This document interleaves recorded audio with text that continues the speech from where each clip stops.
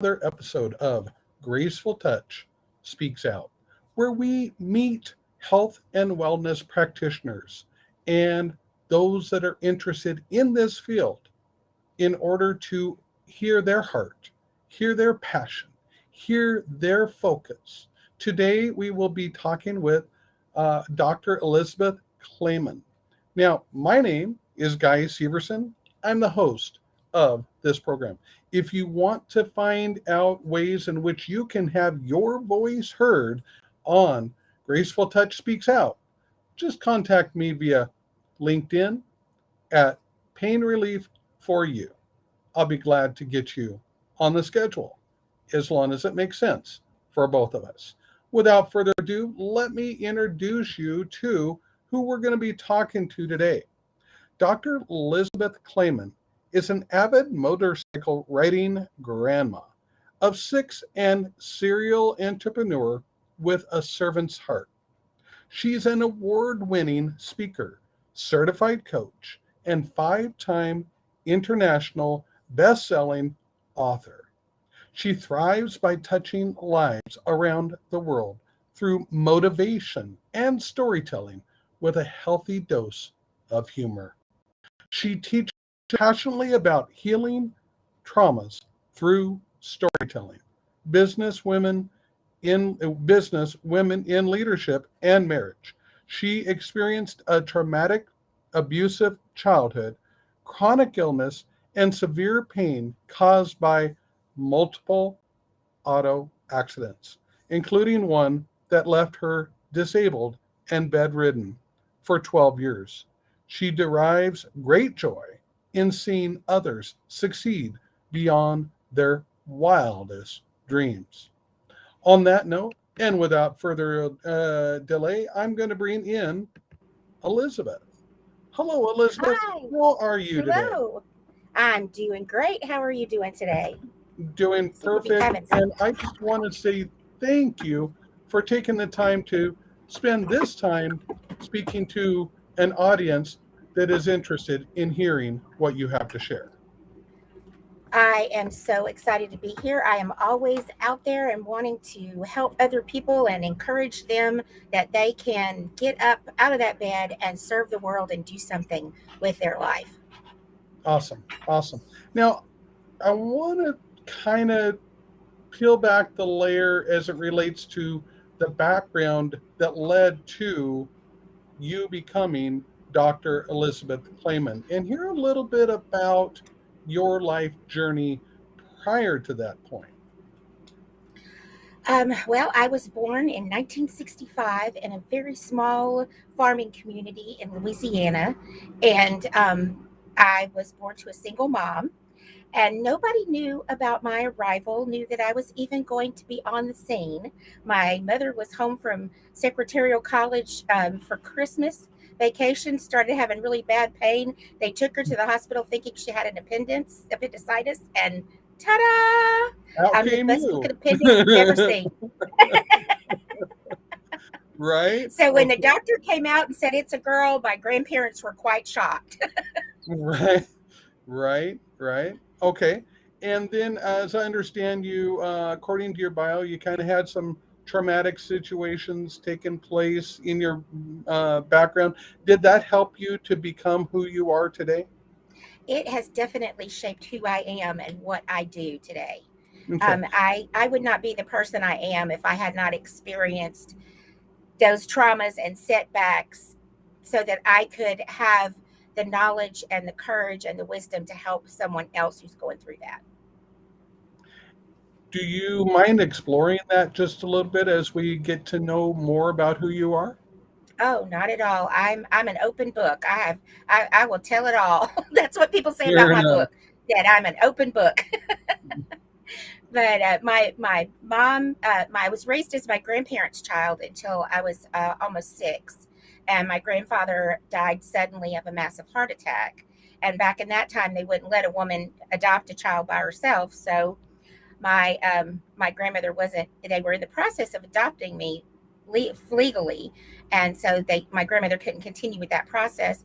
My biological mother, who I thought was my sister at that point in time, eloped with the man that she worked with, and came back and took me away from my grandmother, away from the only home I had ever known, across the state, and gave me no explanation except for, I'm your mother, he's your father, no other questions.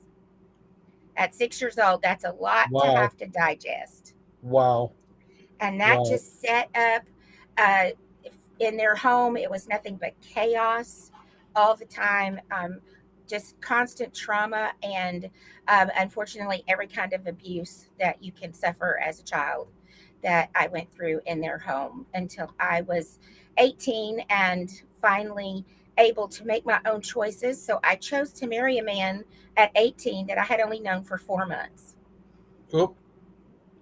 All right. He's sitting right here. It's 38 years later. It worked out. Wow. Hallelujah. Wow. Yeah, I was not expecting that. I was Nobody ever is. literally not expecting that. It was one of my great wise choices that I didn't know I was making a wise choice at the time. Right, right. Well, number one, I want to say congratulations, Thank because you.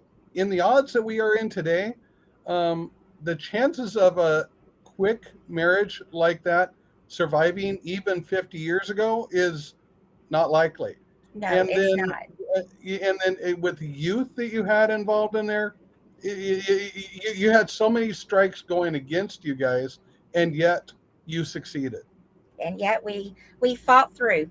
Sometimes we fought each other, and sometimes we fought everybody else, but we stuck it out and we made it. We decided that we were going to have a marriage merge, 2 lives, 1 lane, no exit ramps, and it was Wow. just a decision that we made very young, and we have just stuck with that decision through the good, the bad, and the ugly. Awesome, awesome, awesome. Well, once again, congratulations on that. Now, moving forward, if I was looking in your bio, I was intrigued about the part where you were talking about healing trauma through motivation and storytelling. Can we expand on that a little bit?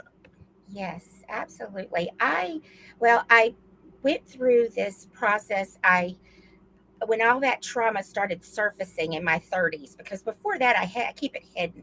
I thought it was hidden. I thought it was hidden. Everybody else could see it plainly, Now, but it was like keeping a now, beach hang ball on just a second. underwater. Yes, So, in your 30s, are you Dr. Elizabeth Clayman now, or is that yet to come? I'm in the process of that. I'm going to school and in the process of becoming Dr. Okay. Elizabeth Clayman. Okay. So let's go back. Sorry to Yes. interrupt. And then I just fought to keep all of that hidden. I was what I call the walking wounded. Nobody knew the secrets and the lies that I was hiding, the shame and the guilt that I carried from all of that trauma and childhood abuse, until it just got to the point where I couldn't keep it in anymore. And I came to a point where I was near a nervous breakdown in my early 30s. I was 1 minute sitting in a rocking chair crying, sitting dormant, and the next minute I had so much anger and rage I was spewing hot lava on everybody in my path, which was Mm, unfortunately my husband and my children. And it came to a point one day where my husband came home from work for lunch, and my daughters, who were preteens, grabbed him around the waist and said, "Dad, can we go back to work with you?" And he said, "You know, you can't go to the base with me." And he said, and they said, "Well, we don't want to stay here with her." oops. Knife to my heart. And I thought, no, this is too much. It's out of control. I've got to get this taken care of. I made an appointment, saw my doctor. She referred me to a therapist, and I walked through the next several years of going through therapy, and then going through healing my body, not just the trauma, but healing physically, emotionally, mentally, and spiritually. You have to, it's like a four-legged stool. If one leg is not right, it's going to fall.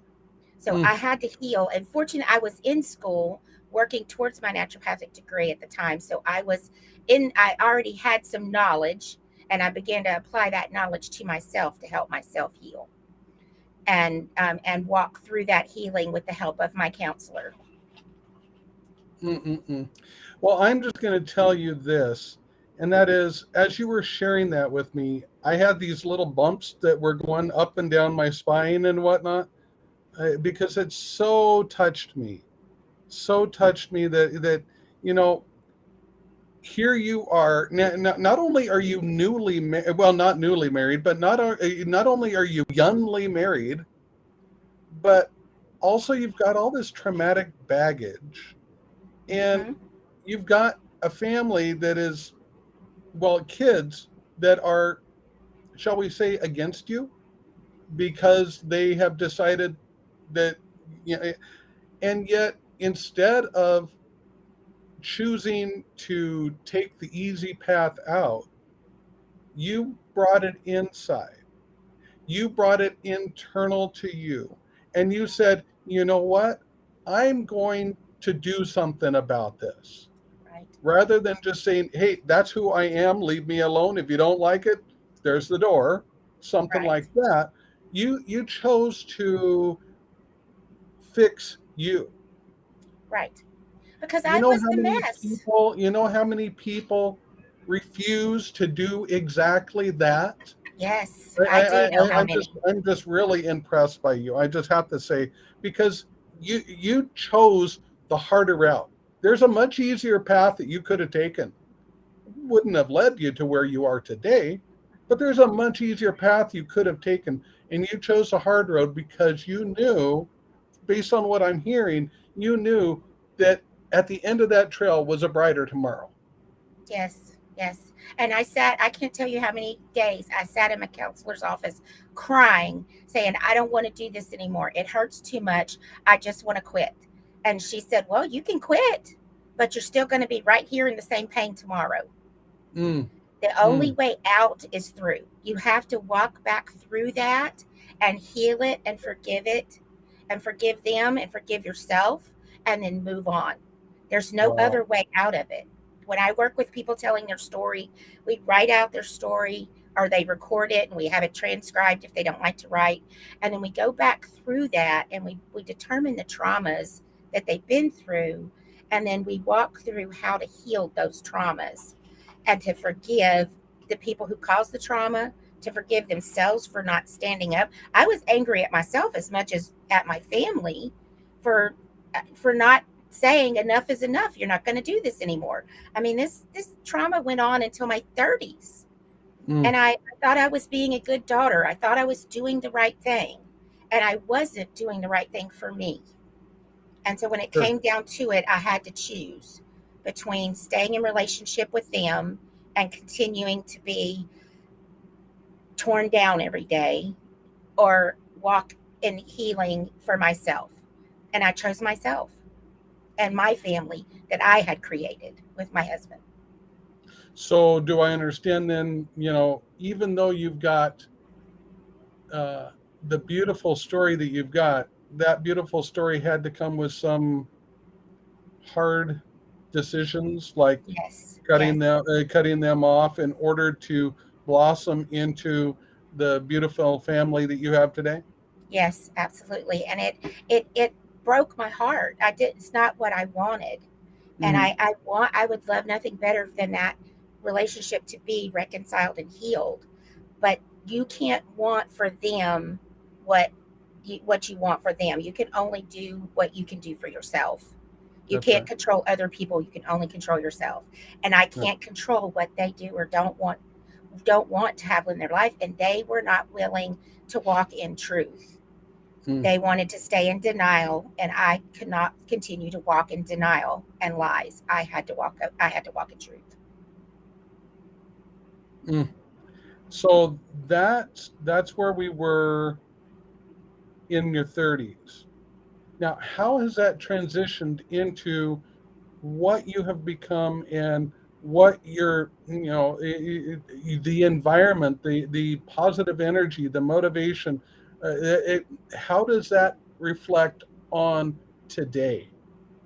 Well, there's another major milestone in there as well. Oh, let's About go a take a year look at that. after I achieved that healing from that trauma and started getting my life back and getting back to health and cleansing my body and restoring everything that needed to be restored, we had a car accident on the way back from a camping trip.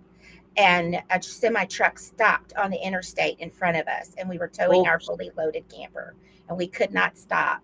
We hit him, the camper hit us, and our daughters at this point were 16 and 18. They were driving my husband's truck following us. They hit the camper, and the camper hit us again. So this was Oh, by the wow. time I was 38. And so at the ripe old age of 38, I spent a week in the hospital on the cardiac ward because of a broken sternum. And when I got home 5 days later, I was 100% disabled and bedridden for the next 12 years. Wow. Okay. So I understand that that's a traumatic situation, but Yes. um, And that's a you lot of the go, chronic pain that I deal with now so is that's where from the, the injuries from the accident. okay. So you're not only talking about physical pain, you're talking about emotional pain, you're talking about spiritual pain, you're talking about the whole body pain inside and out. Yes. All right. So that's why that fits in. Now, how did your family respond to that? My husband and my children rallied around me and came together and worked as a team and got things done that needed to be done. My oldest daughter and my middle daughter both had their one had her license, one had her permit. They took me to doctor's appointments and physical therapy, and they helped with the house cleaning and the cooking, and my husband started doing the bills and the laundry and all those other things, and we just really bonded and came through that whole experience as a team, as Now, a those team are the effort. same daughters that just 6 years earlier wanted nothing to do with you. Yes, wanted to go back to work with their dad because they didn't want to stay home with me. So that really speaks volumes to this whole healing cycle that you had gone through and whatnot in the process Yes, and because I bringing had you been to able where to you are. heal and restore those relationships. Right. All right. That's beautiful. That's beautiful. Now, then let's fast forward to today. You've had all this history and everything like that. And what has it produced for you and for others to be able to glean from and grow from today? It has given me my life's purpose, my work, what I'm passionate about. I love to speak to people. I love to talk to people, whether it's one on one here or broadcasting out to all our social media, or whether it's standing on a stage around the world, to be able to tell people my story and to tell them there's hope and there is healing. There's hard work, there's sacrifice, but you can get to a point where you can live a full and functioning life and be happy in what you've created. And I have been able to do that by sharing my story and my transformation that I went through both incidences, and then being able to help other people craft their story and get healing through those traumas in their story. And once you give one person the ability to use their voice and to stand up and tell their story, it gives the next person the courage to stand up and tell their story.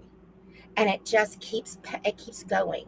And that is the most amazing thing, is to see the ripple effect of how one healed person, I like to say, hurting people hurt people. My parents didn't do that to me because they were mean or horrible or ugly. They were hurting and they didn't know how else to act or to be. So they hurt other people out of their hurt. But healed people help people heal. So if you get to the point where you can be healed, you can give somebody else a hand up and help them heal. And then the ripple effect just continues. And that's the beauty of it. If we use that bad stuff for good and we put good out into the world, good comes back to us. Awesome. Awesome. So then, as we are looking at this today, then, do I understand it correctly that um, you are helping people to learn how to tell their story for their own recovery? Do I have Yeah. that correct? Yes. They tell their story for so many different reasons. Primarily, I want to see them healed and recovered. but they may want to share it in a book, or they may want to share it from a stage, or they may just want to record their story for their family to have a history and a legacy of what they've been through and the wisdom that they've gained. I don't want to see another person leave this planet without leaving the wisdom and the knowledge that they've gained to help the next generations. Because that's the only thing that's going to help is if we share what we've learned and what we've been through. Awesome. Awesome.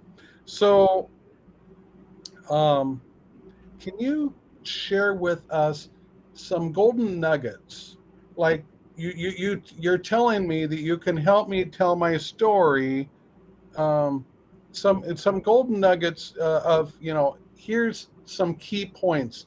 More of the 50,000 foot view, but some key points as to exactly how to make that happen. Well, the way that when I work with people and what I suggest that they do, if they're a writer, is to write. Just get a notebook, just a regular notebook, and write.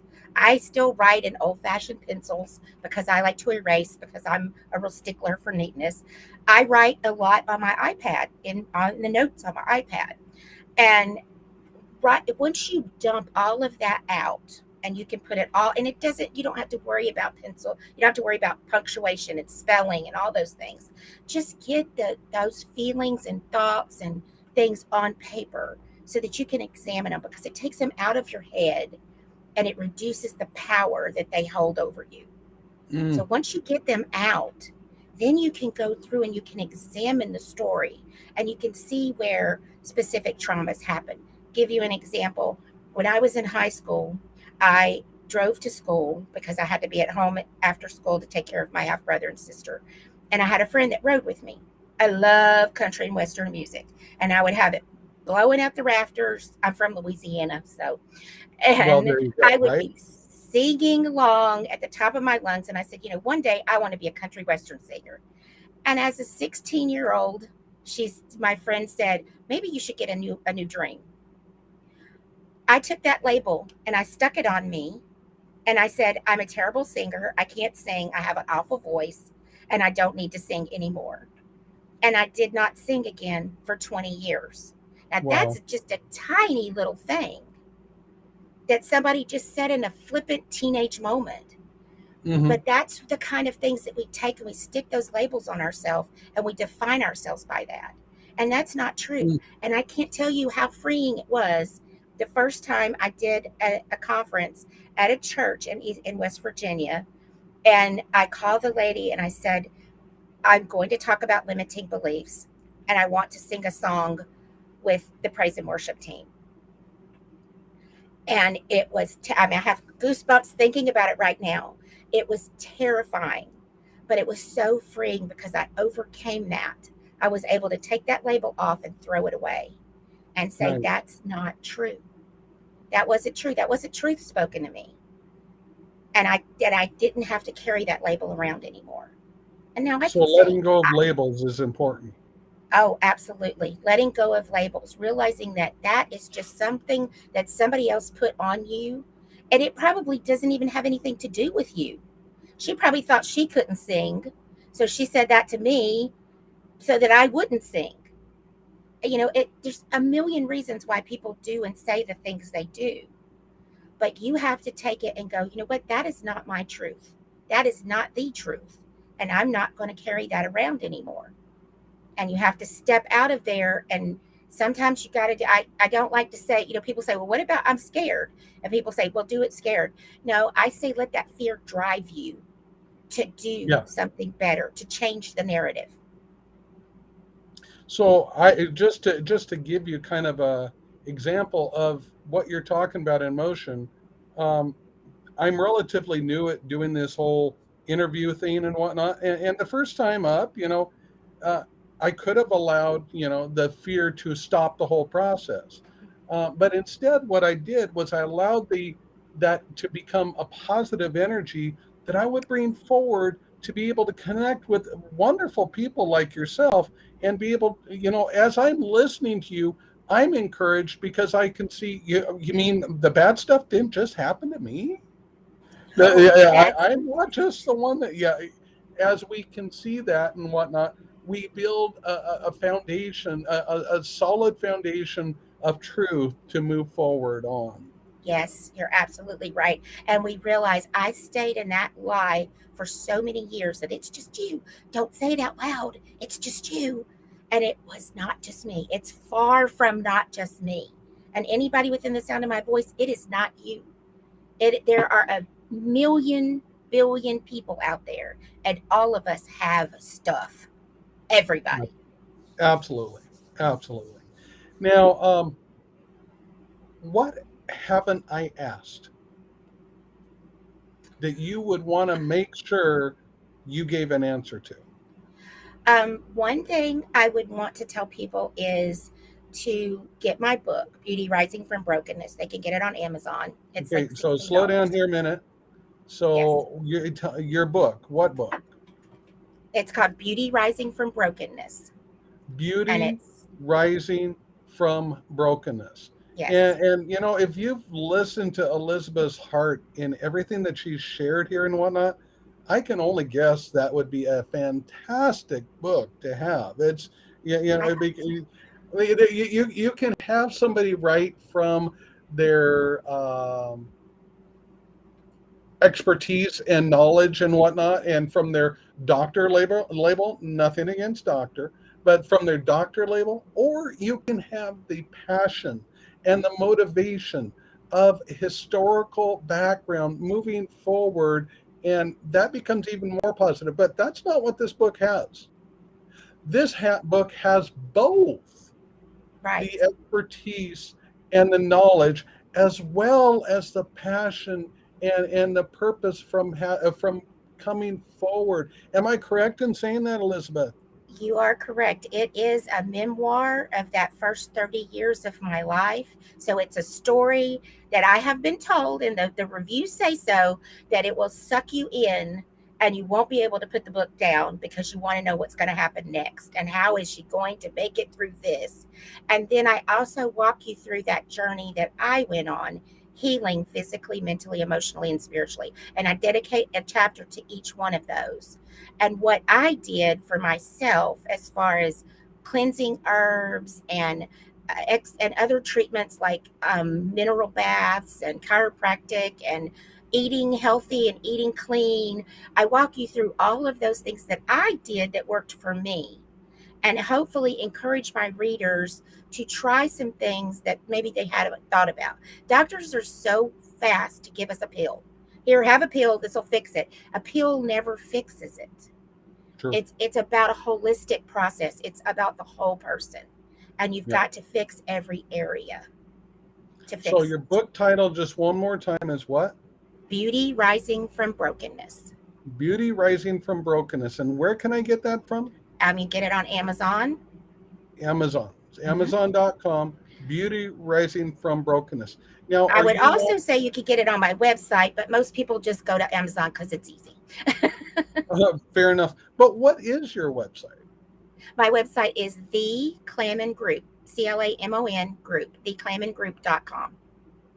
See, so your last name, Mm-hmm. C. Clamon, The, so the Clamon Group. CLAMON group.com. Am I correct in Mhm. saying that? Yes, that's correct. Or you can go to elizabethclamon.com. It'll take you to the same place. Okay. I put my Basically, name on everything. I just branded myself as myself. So sure. if you can remember, see it, clam on, you can find me anywhere. Clam on. Okay, I Clam like on. that. Clam on. It's time for a clam on. Yeah, I It like came with my husband. It was a package deal. it. Now, do you integrate or communicate with social media in any way, or do you have any other way you'd want to have people get in touch with you as well? They can just find me at Elizabeth Clamon on all the social media, Twitter and Instagram and Facebook and Pinterest and Clubhouse. So you name them, I'm on there. And I'm on Fair there enough. under Elizabeth Clamon for everything. And they can always send me a direct message through any of the social media platforms. Awesome. Awesome. Awesome. Well, that's how to get a hold of Elizabeth. Now, my name, as I mentioned earlier, is I'm Guy Severson. I'm a licensed massage therapist. There's a huge story there too. Uh, Oh, But they have saved my life. Massage therapists are amazing. awesome. But you can get a hold of me by going to gracefultouch.org, which is my practitioner side. I do my practice in Rapid City, South Dakota. Or you can see our products, which are all natural, 100% plant based, at gracefultouchproducts.org. And one other thing is my main social media is Instagram, and you can find me as Pain Relief number 4 U on Instagram. Number 4 letter U. Now, coming back to you, Elizabeth, what final thoughts, what final nuggets would you want to leave as we bring the conversation to a close with the audience today? I just want people to know how important it is to tell their story. I can't tell you how many people, if I've one on one from a stage or on a live like this, who come to me and say, "Thank you for telling your story because it Mm, gave me courage to step up and tell my story." So tell your story, even if you tell it to just a close friend or a confidant, but tell your story so that you can heal from it and you can help others heal through it. awesome. Awesome. Well, Elizabeth, I just want to say thank you for taking your time to come and tell your story on Graceful Touch Speaks Out today. It has been my pleasure. Awesome. I'm going to go ahead and put you on hold for just a minute. If you hang on the line, I'd like to talk with you offline for just a minute. Okay. All right. So join us again tomorrow when we speak with yet another person within the body work arena area at 1 o'clock Mountain Time. That's actually tomorrow. I think I've got a couple different ones going on.